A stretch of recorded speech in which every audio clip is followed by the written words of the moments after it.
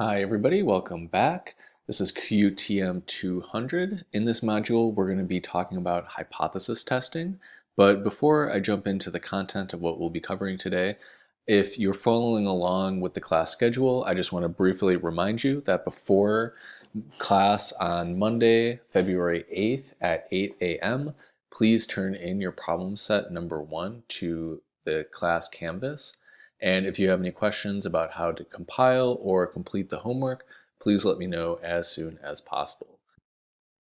So today we're going to be branching off from what we discussed in the previous module, which included how we use the notion of sampling distributions as well as probability distributions to create confidence intervals or bounds of uncertainty around a point estimate that we have, which is a good guess of some true underlying parameter of a population of interest, let's say a mean.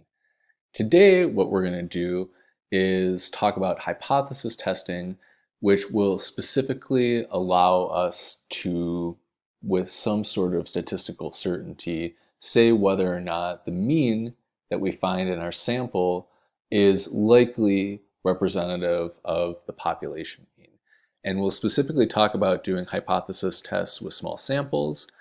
And I want to concentrate on the spending a lot of time discussing the relationship between what we began with last module with confidence intervals and how that applies to what we're talking about today with regard to null hypothesis testing.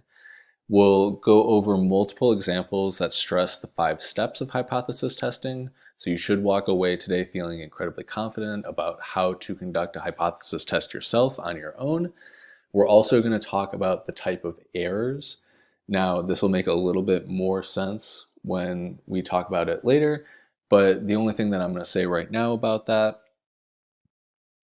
is imagine you're a juror sitting in a trial.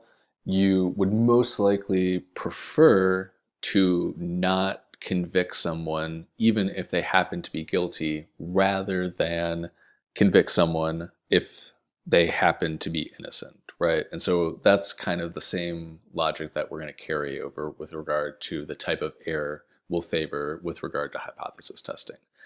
The last thing we'll talk about is whether or not we're going to be conducting a one or a two-sided test, and this is going to be entirely informed by our research question.